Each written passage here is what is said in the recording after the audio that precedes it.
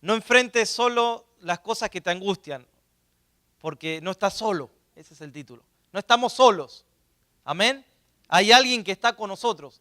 No un ratito, las 24 horas, los 365 días del año. Y los discípulos del Señor se venían sintiendo así, ¿no? Cuando el Señor estaba pronto a ir a la cruz.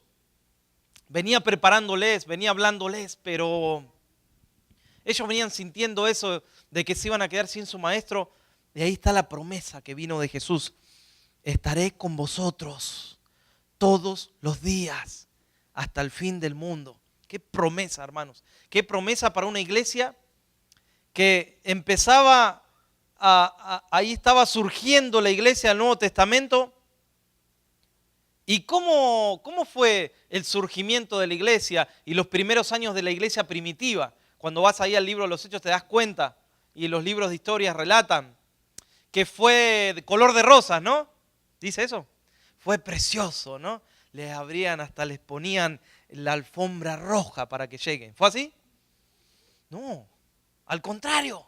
Los primeros cristianos eran odiados, no los querían, nadie los quería. Y estaban llevando un mensaje de unidad, de amor. Sin embargo, nadie los quería. Ellos decían que eran antisociales los cristianos. Bueno, porque mantenían sus costumbres y no eran antisociales. Al contrario, llevaban la palabra donde sea, pero llevaban la palabra de Dios, que confrontaba. Entonces, la iglesia se fundó con estas angustias que vivieron, persecución. Y ahí se les prohibía a los cristianos, no prediquen, se les prohibía orar, se les prohibía compartir la palabra del Señor. Pero ¿qué hacían ellos? Mientras morían, ahí en los jardines de Nerón, morían adorando al Señor, alabando al Señor, porque eso nadie se los podía impedir. Y alababan, y donde estaban adoraban, y donde sentían angustias, adoraban al Señor. Y esa es un arma que tenemos, la adoración.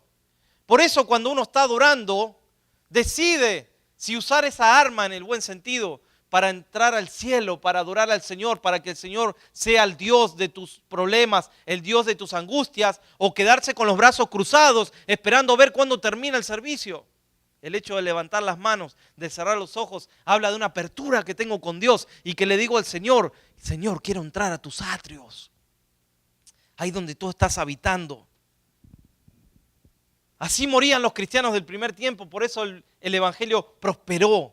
Y por eso tú estás aquí sentado en este día, porque el cristianismo hizo un trabajo de evangelismo y de conquista con nada, pero con todo a la vez, porque el poder de Dios estaba sobre ellos.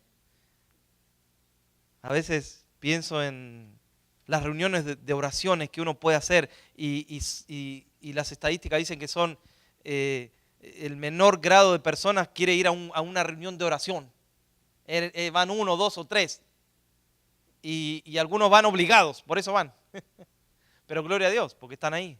Pero muchas personas van a las reuniones, oran y piden a Dios, pero cuando salen de esas reuniones o cuando salen de una oración, muchos no creen que Dios puede hacer algo. Muchos no tienen esa fe para creer, Dios puede hacer eso, porque están bajo angustias, están bajo pruebas difíciles. Pero ¿qué puede hacer Dios donde no hay fe, hermanos? Sin fe es imposible hasta agradar a Dios. ¿Qué puede hacer Dios cuando no hay fe en nosotros? No puede hacer nada, aunque Él es poderoso. Entonces, cuando vamos a la palabra del Señor, nos encontramos cuando los filisteos fueron a atacar a Israel. ¿Se acuerdan de Goliat? David y Goliat. Ahí estaba el gigante, ¿no? Y no me lo imagino. El gigante tratando de gritar y tratando de llevar temor. Y un pueblo de Israel angustiado y temeroso y temblando. Y un jovencito que acerca la comida a sus hermanos y dice, ¿qué están haciendo? ¿Por qué no pelean? Si Dios está con nosotros. Miren este jovencito. Y ahí estaban ellos temblando, los hermanos mayores de David, inclusive diciendo, no, pero ese es gigante, ese es terrible. Y mira, estamos angustiados por las palabras que están hablando, que está diciendo el gigante. Entonces David se atreve, hermanos. Se atreve a ir a pelear contra ese gigante, porque sabía que la pelea no era de él, la pelea era del Señor. Y el gigante que se enfrentó fue un gigante que traía angustia, hermanos, al pueblo. Traía temor, los quería atemorizar, los quería hacer sentir pequeñitos, porque era puro bla bla. Esa voz que tenía era porque era alto y grande, pero en realidad el desamparo de Dios estaba sobre ese pueblo y el amparo de Dios estaba sobre Israel. Entonces David se levanta y pelea, no era un guerrero, no era un soldado, no estaba preparado, era un jovencito que no tenía nada, solamente agarró 5 piedras, pero miren esas piedras en las manos de Dios, lo que hicieron. Estaba desamparado en sus fuerzas, pero estaba amparado en el Señor y por eso consiguió la victoria. Por eso en este día quiero hablarte sobre este tema. Y Dios nos está llamando a levantarnos. Cuando uno está angustiado, ¿qué es lo que siente? Siente deseo de esconderse, siente deseo de apartarse, siente deseo de no salir, de no enfrentar. Así estaba el pueblo de Israel. Y no sirve de nada esconder o escapar o huir. Y este es un gigante que se levantó como se levantó en el tiempo de David. Pero el gigante, yo diría, es más interno que externo en estos tiempos. No tenemos peleas contra personas, tenemos peleas. Las peleas son espirituales y es un gigante que quiere venir a tratar de traer un conflicto en nuestra alma. Amén. Este enemigo quiere traer miedos, angustias, pánicos, quiere que no nos levantemos, quiere traer este espíritu de temor. Pero hoy quiero hablar por lo menos rápidamente porque tengo 11 hojas. Cada vez tengo más, hermano. Hoy quiero hablar de 4 formas, de 4 maneras de cómo podemos enfrentar estos enemigos que quieren acabar con nuestra alma. Primero, lo que tenemos que saber que tenemos un arma, y yo diría el arma una de las más poderosas, además de la palabra del Señor, que es poderosa, por supuesto, pero tenemos nosotros un arma, que es la oración, y encontramos esta arma en la oración, y necesitamos pedir ayuda a Dios. Fíjense, parece algo tan sencillo, pero a la vez tan profundo, porque no buscamos ayuda en el Señor muchas veces. No buscamos en Él, no vamos a la oración, no vamos a las rodillas, no vamos ahí a buscar al Señor, no nos apartamos para orar, tratamos de arreglárnoslas como podemos en las situaciones. Entonces cuando hay una necesidad, cuando hay algún problema, cuando hay alguna aflicción, debemos orar. Cuando un hijo de Dios está bajo un espíritu de angustia, ¿saben qué pasa con los labios? Los labios se cierran. Uno no puede adorar. Uno no puede inclusive tener autoridad en la oración. Cuando tú vas a orar y estás allí bajo ese espíritu de angustia, tú dices, Señor, please, ayúdame, Señor. No tenemos autoridad. Pero lo que te da el poder de Dios es que tienes autoridad para orar. Y por más que venga ese enemigo y por más que te espere fuera cuando sales de tu cuarto de oración, tú tienes autoridad y levantas la voz. Fíjense qué tremendo, la oración hecha en esos tiempos, echa fuera la angustia y el miedo que paraliza esa boca para no pronunciar una oración con el Señor. Y es la obra del Espíritu Santo que hace el Espíritu Santo, abre nuestros labios, hermano. Amén. El enemigo te lo cierra. Trata de que tu oración no pase del techo. Viene a acusar. Él es el acusador. Pero el Espíritu Santo viene a abrir el techo. Viene a abrir, hermanos. Viene a abrir la boca para que tú puedas adorar. Para que tú puedas doblar tus rodillas. No bajo la angustia, pero que puedas doblar las rodillas bajo el poder del Espíritu Santo. Y puedas levantarte en el nombre de Jesús. La oración es muy importante. Porque no es un asunto, vamos a decir, del intelecto. No es un asunto de las emociones, sino que es un asunto del corazón. Y el Espíritu Santo está gobernando nuestro corazón. Y cuando el Espíritu Santo gobierna el corazón, prepárate, porque hay cosas que ojo no vio ni oído yo, son las que Dios tiene preparado y las que tú vas a vivir cuando el Espíritu Santo venga a tu vida y te levante de esa situación que humanamente no te puedes levantar. Es un asunto del corazón. La oración no es una técnica. No es como decir, a ver, ¿cuál es esa oración que hizo tal personita? ¿Me la puede escribir, por favor, en un papel? Porque esa oración que usted hizo es poderosa. No la puede recitar. No sirve. No funciona así como una técnica. Por eso es una relación, hermanos, la oración. ¿Qué dijo el Señor? Clama a mí y yo te responderé. Clama a mí y yo te responderé. Es una relación. Él nos está invitando a tener una relación con el Señor. Él está interesado en que nosotros pidamos. Por eso las oraciones tienen que ser ofrecidas. Son como una ofrenda, hermanos, ¿saben? Las oraciones son como una ofrenda. Miren, hay personas que ofrendan porque dicen, si no ofrendo, el hermanito que está al lado se va a pensar que no quiero dar. Entonces, bueno, ¿qué hace mucha gente a veces? Da sobres vacíos. Bueno, no aquí en la iglesia, en otras iglesias. Dan sobres vacíos porque dicen, acá está mi ofrenda. Pero el sobre está vacío. Entonces, la oración es como una ofrenda. Ahí está, ¿con qué actitud lo hago? Ahí está cómo. ¿Lo hago para ser visto o lo hago realmente porque el que me está viendo es el Padre y Él sabe mi corazón? Amén. Es como una ofrenda, tiene que ser hecha con amor, con un corazón. Entonces en la oración uno habla y Dios se inclina a su oído, ¿no? A nuestras peticiones. Y no importa en el lugar que estemos o en la situación en que estemos, lo que importa es que lo hagamos. No hay un lugar apropiado muchas veces. Hay un lugar ahí en el closet. Hay personas que oran ahí, hermanos, donde sea. No importa la situación o el lugar, lo importante es que lo hagamos.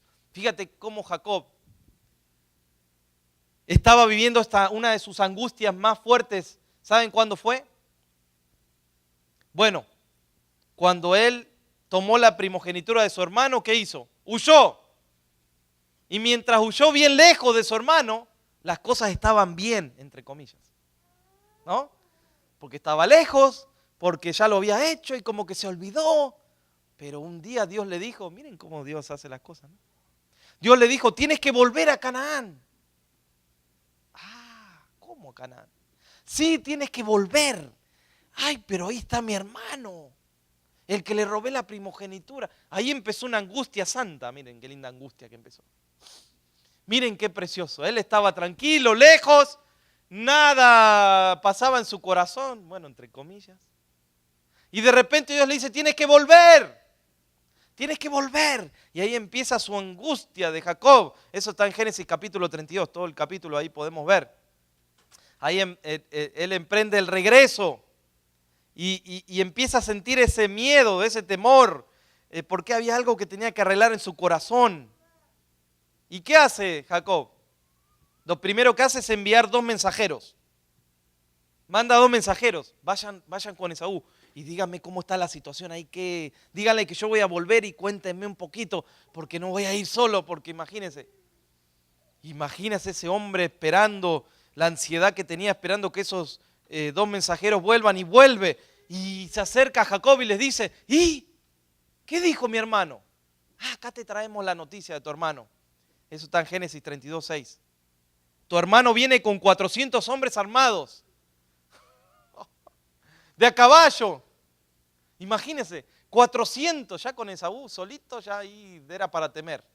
Imagínense 400 hombres de a caballo. Venían, hermano, a destruir todo, no solamente a Jacob. Venían a destruir todo por haberle robado hace muchos años. Así que miren cómo puedes comprender el plan de Dios. Pues ahora vas a ver, porque cuesta, ¿no? Obedecer al Señor. Pero el Señor sabe, porque todas las cosas ayudan a bien. Amén. Y a Jacob necesitaba no solo encontrarse con Esaú, necesitaba encontrarse con Dios. Entonces, lleno de temor, agarró y hizo 2 bandos y dijo, vamos a hacer dos bandos, ustedes vayan por allá, nosotros vamos a ir por acá, porque si mi hermano viene y mata una banda aquí, bueno, por lo menos queda otra. Miren cómo él empezó a razonar, a pensar, él era manipulador, ingenioso, ¿no? Planeador. Entonces dice en el versículo 9, y ahí sí, cuando quema la cuestión, miren lo que dijo. Dios de mi padre Abraham y Dios de mi padre Isaac, Jacob que me dijiste, vuélvete a tu tierra y a tu parentela y yo te haré bien. Miren, empezó a quemar esa oración, ¿no? Esa angustia que sentía. Ahí esa oración dijo, pero tú eres el Dios de Abraham. Claro, Dios de Abraham, de Isaac y de Jacob. Ahí empezó a decir, Señor, acuérdate que me dijiste tú que venga. No es que a mí se me ocurrió, porque si a mí se me hubiera ocurrido no hubiera venido aquí a ver a mi hermano. Pero mira, tú eres un buen Dios. Tú tienes una promesa que viene de mi abuelo. Claro, hermano, ahí empezó a quemar la cuestión un poquito, ¿no? ¿Qué les parece? Empezó a buscar las promesas de Dios. ¿Y cuántos somos así, no? Cuando estamos en situaciones difíciles, límites, empezamos a buscar ¿qué? Las promesas de Dios. Y gloria a Dios. Porque ese es el fin. No que nos quedemos estancados en nuestras angustias, sino que podamos salir de ahí. ¿Y cómo salimos? Bajo la poderosa mano del Señor, bajo la palabra del Señor, que es lo único que puede cambiar nuestras vidas. Amén. Es la palabra de Dios. Luego dice en el versículo 10, menor soy yo que todas tus misericordias y que toda la verdad que has usado para con tu siervo, que con mi bordón pasé este Jordán y ahora estoy sobre 2 cuadrillas. Empieza a orar, empieza a alargar, hermano, lo que él tiene adentro. Empieza a pedir por la gracia, por la misericordia. Y dice, versículo 11, líbrame de la mano de mi hermano, de la mano de Saúl, porque le temo. No venga quizá y me hiera la madre con los hijos. Señor, miren, ahí ya no está pidiendo Jacob, ya no está pidiendo por algo, no está pidiendo que Dios le provea algo, está pidiendo por esa angustia que lo venía trayendo. Venía pidiendo por esa angustia, Señor, bendíceme, Señor, ayúdame, líbrame, Señor, de la mano de mi hermano. Versículo 12, y tú has dicho, yo te haré bien y pondré tu simiente como la arena del mar, que no se puede contar por la multitud. Y cuando va camino, ahí se encuentra con el Señor. Y ahí dice como que hay como una lucha, como que hay una pelea. Es que antes de encontrarse con su hermano, Jacob necesitaba quebrar su orgullo, ¿saben? Necesitaba quebrar su vida delante del Señor. Y hay como una pelea allí. Y hay algo tremendo que sucede.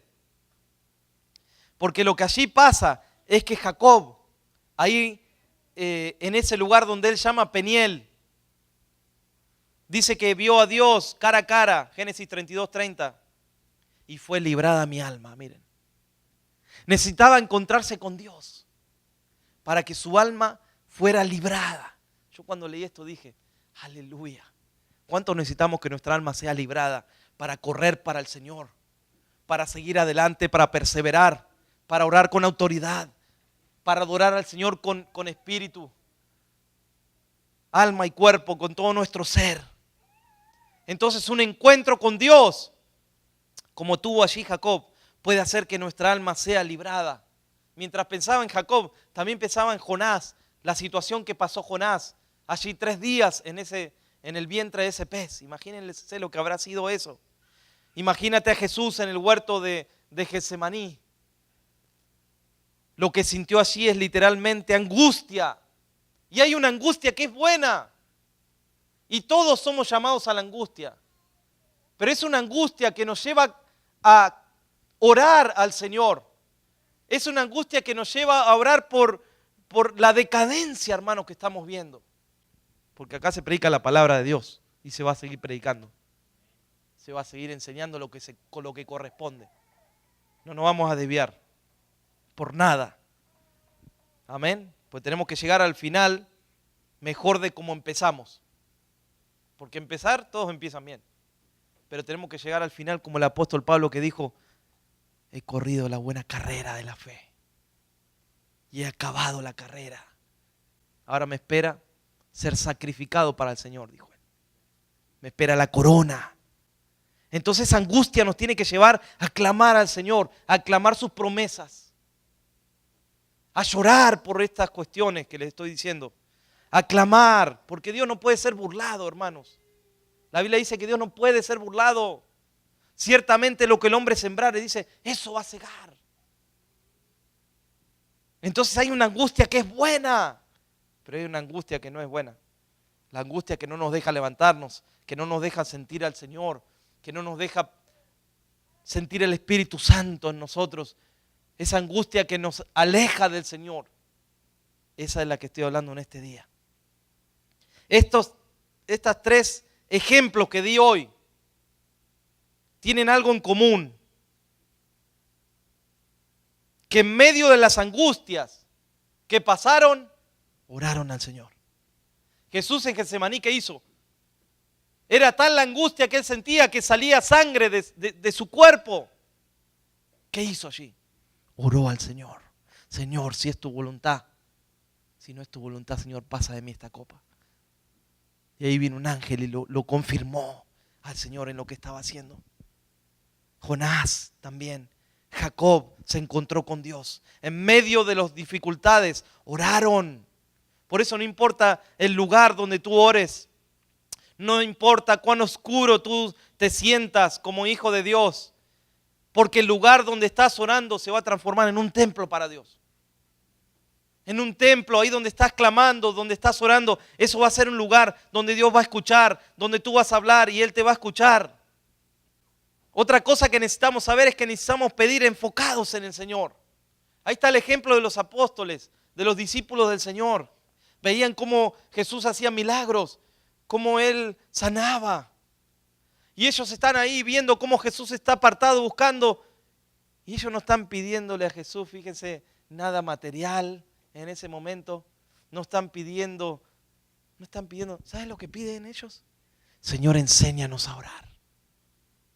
Enséñanos a orar, pero no oraciones repetitivas como oran los fariseos. Enséñanos a orar porque queremos ser usados como tú estás siendo usado, Señor. Tú nos prometiste que Dios iba a usarnos. Enséñanos a orar. Y el Señor les enseñó cómo iba a ser esa oración. En Lucas capítulo 11, tú puedes leerlo en casa. Vieron cómo Él lo hacía y ellos también querían. Querían obrar milagros también como Él. Habían visto levantar muertos, sanar cojos, ciegos.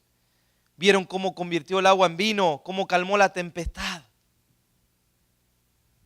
Pero hay una petición ahí, Señor, danos tu sabiduría, danos tu poder, enséñanos, Señor, a orar. Por eso no nos enfoquemos en el problema, enfoquémonos en la palabra del Señor, que es lo que va a transformar, lo que va a cambiar.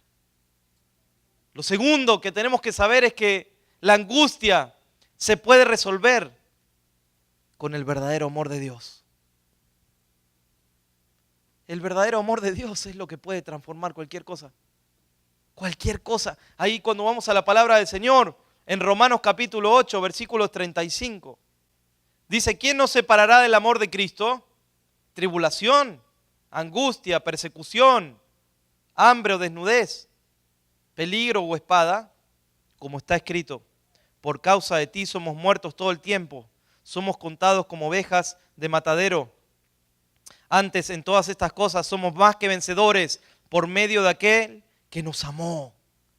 Es su presencia, es su amor lo que hace la diferencia con nosotros. Es el verdadero amor de Dios lo que asegura la presencia de Dios. Por eso ahí el apóstol nos está diciendo que ante grandes crisis o grandes tragedias que pueden pasar, no mires en el hombre, tienes que esperar en el amor del Señor, porque el amor de Dios es lo que nos va es lo que va a producir que podamos perseverar, hermanos. ¿Quién nos va a separar? Ellos vivían tribulación, angustia, cuántas cosas estaban viviendo, pero tenían la promesa, yo estaré con vosotros todos los días hasta el fin del mundo. Y es el amor de Dios que está en nosotros. Por eso Jesús, al ver las multitudes, tuvo compasión. Tuvo compasión porque eran como ovejas desamparadas. Y esa palabra es que se estremeció desde sus mismas entrañas. Pero fíjate, ¿por qué el amor de Dios es diferente? Inclusive Dios es diferente a otros dioses en minúsculas que no existen, que son mentiras. Pero ¿por qué Dios es diferente? Porque Él sintió el dolor que tú sientes. Porque Él, para sanar al cojo, sintió el dolor del cojo. Porque Él llevó la enfermedad. Cuando sanó a Bartimeo, Él sintió el dolor de Bartimeo, pero lo sintió de en serio. Porque Él llevó el dolor de esa enfermedad. Porque Él llevó esa enfermedad en la cruz. Así que no es solamente alguien que ponía la mano y que decía, tengo poder para sanarte. Él sintió amor. Él llevó esa enfermedad, ese dolor. Por eso pudo abrazar a ese leproso, porque no se podía tocar a esos leprosos. Jesús los tocaba, hermanos. En las circunstancias difíciles, no existe alguien más confiable sobre el cual depender que sea nuestro Señor Jesucristo. Y es tan fuerte el amor de Dios, tan fuerte, que me acuerdo ahí Salomón en Cantares capítulo 8, que él escribió, porque fuerte es como la muerte el amor. Miren cómo lo comparó, ¿no? Como la muerte. Lo tercero que tenemos que saber es que la angustia se vence con el gozo de Dios. Por eso el apóstol Pablo escribió, por lo cual, por amor a Cristo me gozo en las debilidades, en afrentas, en necesidades, en persecuciones, en angustias, porque cuando soy débil, entonces soy fuerte. Jesús conoció que querían preguntarle. Fíjense cuando les dijo allí en Juan capítulo 16, versículo 19 al 20. Jesús conoció que querían preguntarle y les dijo a sus discípulos, ¿preguntáis entre vosotros acerca de esto que dije, todavía un poco y no me veréis, y de nuevo un poco y me veréis? De cierto os digo, que vosotros lloraréis y lamentaréis, y el mundo se alegrará. Pero aunque vosotros estéis tristes, vuestra tristeza se convertirá en gozo. Aleluya. Por un momento iba a venir la tristeza. Por un momento iba a venir el desamparo. Pero ¿saben qué dijo Jesús? Es por un momento. Porque la tristeza se va a convertir en gozo. Porque después de la obra de Cristo en la cruz y cuando Él resucitó, ahora tenemos compañía, tenemos alguien que nos ama, tenemos alguien que está con nosotros todo el tiempo, que es nuestro intercesor. Como dijimos el miércoles, es el único mediador, el único, no hay otro mediador entre Dios y los hombres, porque es el único que Él murió en la cruz, no hubo otro como Jesús, que nació por obra y gracia del Espíritu Santo. Su mamá no nació por obra y gracia del Espíritu Santo, nació porque tenía padre y madre. Y no está mal, yo también nací porque tenía padre y madre.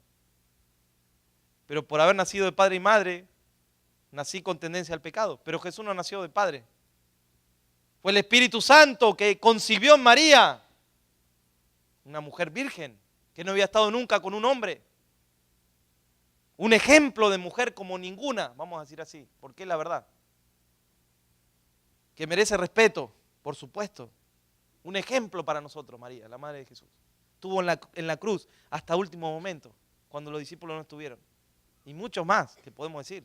Pero no estamos hablando hoy de María, estamos hablando de aquel que murió, de aquel que resucitó y de aquel que es el único mediador entre Dios y los hombres. Por eso, ¿para qué vamos a ir a pedirle a alguien que es humano? Vamos a pedirle a alguien que es el Hijo de Dios, que está ahí intercediendo. El cielo, hermanos, es como un tribunal. Vamos a tener esa figura de un tribunal. Y como leí y estudiamos el miércoles, está el acusador. En un tribunal hay alguien que acusa, ¿no? ¿Y qué acusa? A los hermanos. Dice que es el acusador de los hermanos. Satanás. ¿Y qué acusa? Dice, mira el hermanito tal. Mira, es su hijo. Pero mira lo que hizo. Pero ¿qué está allí? El mediador. Gloria a Dios por el mediador, hermano. El abogado que tenemos en los cielos. El abogado que muestra sus manos y sus pies y su costado, que fue abierto. Y dice, sí, mi hijo se equivocó, pero fíjase cómo se arrepintió. Y cuando se arrepiente, no hay culpa para él. Porque Dios ni se acuerda ya. Dios lo perdonó. Y por estas llagas fue curado mi hijo. Tenemos un mediador en los cielos que es el abogado perfecto, no como los abogados que hoy a veces encuentras. No, este es un abogado perfecto, que lleva tu causa delante del Padre y que no te condena, porque Dios no condena. Dios no es el que acusa ni el que condena. Dios es el que perdona, el que ama. Entonces Jesús le está diciendo aquí a sus discípulos, tendrán un poco de angustia, pero ¿saben qué? Eso se va a convertir en gozo, porque Él venció en la cruz. Por eso en este día tengo para decirte, no hay angustia que pueda dominarnos, porque en la cruz del Calvario Cristo ya venció, hermanos, con ese tipo de angustias. Cristo ya venció con esos miedos, con esos temores, para que hoy nosotros tengamos la autoridad del Hijo de Dios. Por eso cuando oramos, oramos en el nombre de Jesucristo de Nazaret. Por eso cuando clamamos, clamamos el nombre de nuestro mediador. ¿Por qué responde el Señor? Porque se está clamando el nombre de Jesús. Y eso es lo que hace que el Padre y los ángeles están allí en el cielo. Dicen, cuidado, se está nombrando el nombre de Jesús, el nombre del Cordero inmolado, el que fue inmolado en la cruz, que dio su vida por la humanidad. Y ahí el Padre sale en defensa. Ahí el Padre, hermanos, imagínate cómo el Padre no se va a mover cuando clamamos el nombre de Jesús. Por eso te digo algo, tienes que clamar el nombre de Jesús de Nazaret.